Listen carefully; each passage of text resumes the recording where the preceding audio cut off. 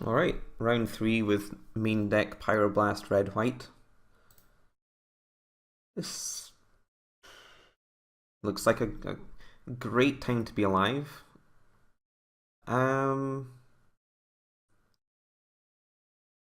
So I guess this means Hexproof, which means we can't possibly win game 1. I mean, I guess technically Angelic Purge can do something, but I'm not exactly thrilled by the prospect. So if it's something else, maybe we'll be could be okay, but looking real bad.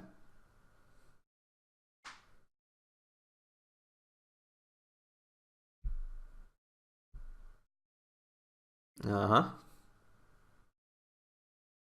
I guess technically speaking, we could draw the Pyroblast and counter a Bogle. But no, it's too late for that. So how can we possibly win this game? I guess it's by hoping they don't have like an Armadillo Cloak, and then we mines them with Galvanic Blasts. I think that's the only way to do it. So I think I'm gonna probably need to keep this clue alive, so I can keep Metalcraft. So I think I get to play this Windscarred Crag, play Glinthawk, then just return my Ancient Den. Because this gets me the most power to play as quickly as possible. Obviously, I could have played Glinthawk turn 1, but if it turned out they were secretly on some other deck, it would have been fairly bad. No, there's an Ethereal Armor and a Rancor. Seems like some fair and balanced Magic the Gathering cards. So if they have one of the big cards in their hand, then we're dead.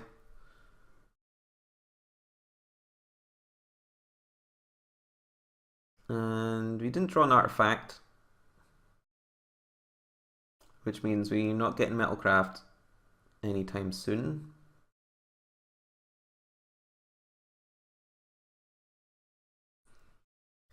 So I'm not sure what that means for us here. It means we're dead, I think. So I guess I'm just gonna play that and attack.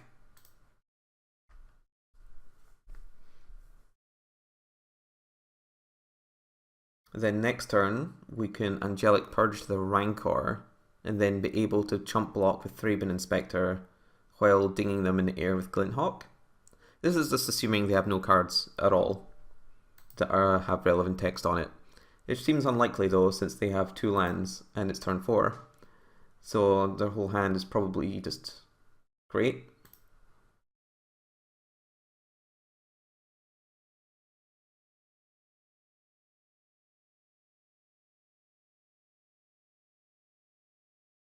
Hyena Umbra, not the most relevant. Alright, well,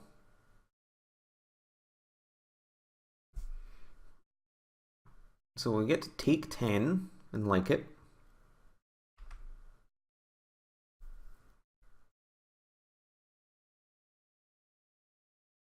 A bit late on the uptake there, Icar Wellspring.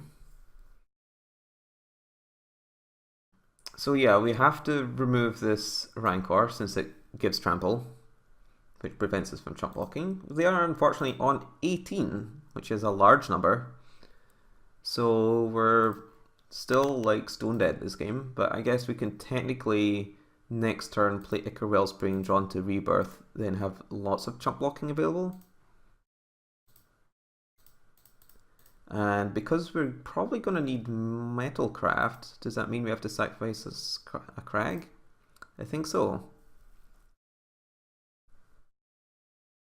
Wow, what's going on with this Rancor over here? Just chilling out. Okay, there it goes.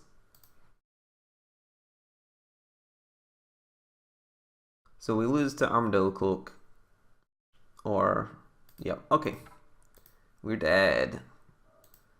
That's great. We get to board out our lightning Pyroblasts, since these are horrendous. We get to bring in Electrickeries. We get to bring in Molten Rain because it interacts with our land enchantments. We get to board in Prismatic Strand since it's a fog. We get to board in this and our Leave No Trace. Maybe we'll be lucky and draw this at some point. I don't really think Lone Missionary does a whole lot. Firebolt certainly does nothing. Like Lightning Bolt basically does nothing too. So you can certainly argue that maybe I should board in this Relic Progentus, since it cycles, and that's it, just cycles and helps me draw into one of these relevant cards. It's probably more likely to matter than Lone Missionary.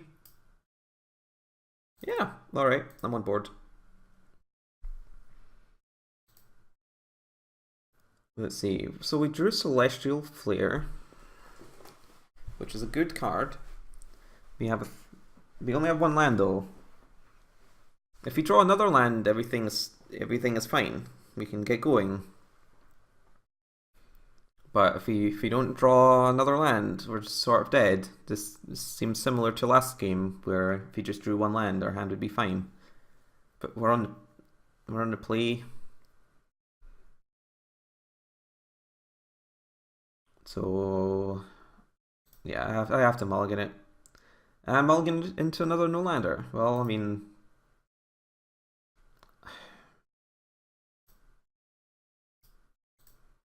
seems fantastic. Just constantly mulliganing and not getting there. Instantly, the initial list, the stock list rather, like had like one more land than I did, but I changed it for Faithless Looting, so in each instance, you know, like in these one-landers, I would have snap kept if I had a Faithless Looting, but I don't, so we might well just die horribly without playing a second land, which is exactly what you want. I mean, we have boarded in a few cards that they can't beat, so we only need 2 lands for that, so it's not too bad. So if we draw a second land this turn, I think it's a fair game. Hooray! We drew a second land.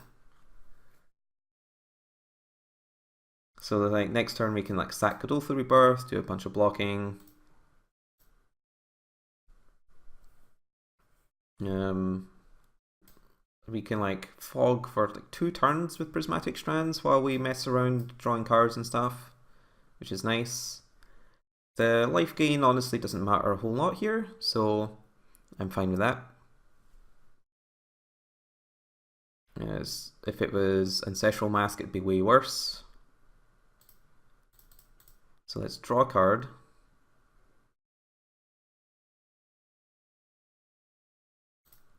Alright, I guess we'll just play Godolphin Rebirth because it draws us a card and puts stuff on the table as opposed to this, which just draws a card.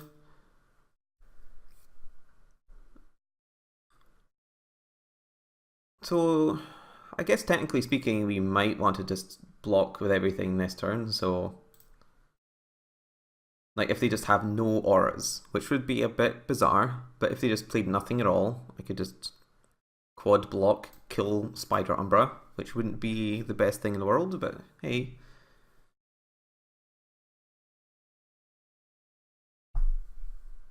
I guess? I mean, we don't actually lose everything.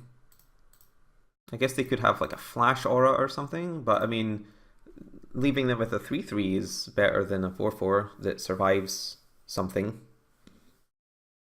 Like, because it's not like, because since the thing tramples, it's not like having a bunch of 1/1 goblins around matters either, so. And now we also get to Angelic Purge the Armadillo Clog.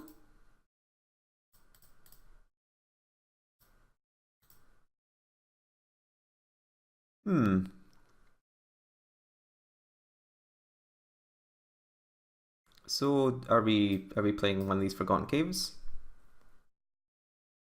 I think 4 mana is a fine number to be at. I definitely won't play this one, but if we like draw some 2 mana artifact and stuff, like we have this clue and stuff, so we do need a certain amount of mana to dig.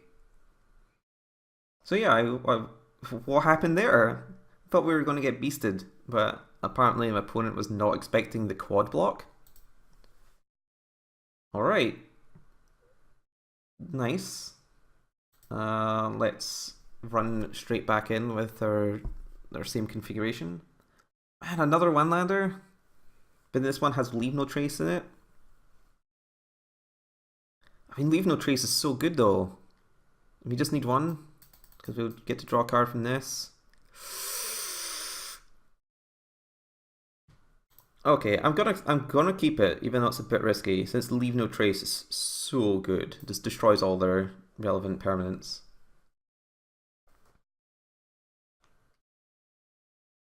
If we fail to draw a land, then it's a bit awkward. I guess we could just like shock them in the face so we don't discard a hand size. Oh, we drew an Electricity as well.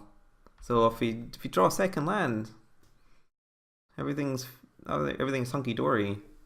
You could also theoretically discard Prismatic Strands to hand size, since then we can like flash it back with the low cost of tapping a white creature if we ever draw planes.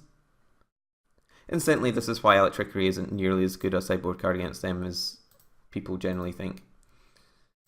Alright, we failed to draw second land. We're still in it though.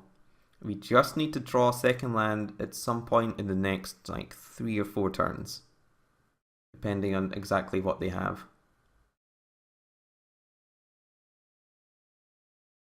I mean, I guess technically we do need to like have a white mana to actually block and kill their creature. Come on, land. Land. Land, land, land. Oh, come on. So we're just dead now, basically, if he was to draw. No, this Galvanic Blast to the face was idiotic. You definitely should have just discarded Prismatic Strands. And then next turn, if we just draw planes, we can like play 3-bin Inspector and flash it back. That was awful. Absolutely horrendous. We didn't know, so... But it's fine, we're still in it. It's Faithless Looting. Planes! So now we get to discard Prismatic Strands and Glint Hawk, since we've got so much.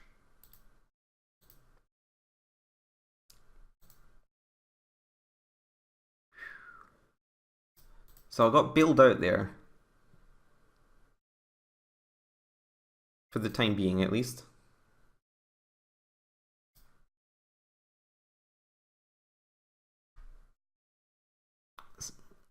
What is this? Natural state, my... Okay. That's fine. Honestly, I don't care.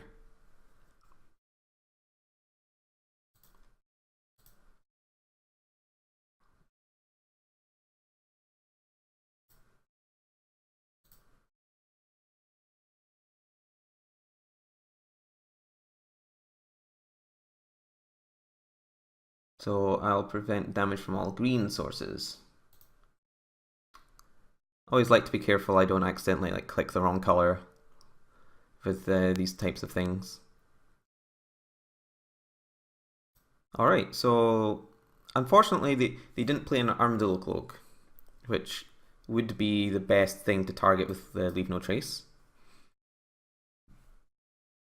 So let's see, hopefully what's going to happen here is they're going to play an Armadillo Cloak or another white enchantment.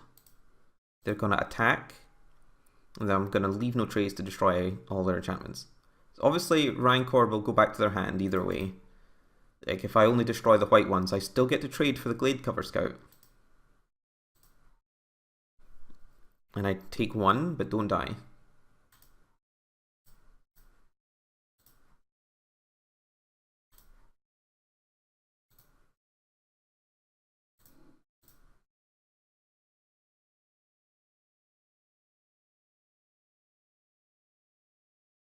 And then, theoretically, like they have like 1 card, so presumably they don't have another 1/1, and they just conceded. Okay, I mean, I definitely wouldn't concede there. I'm on 5. All they need to do is like draw another creature.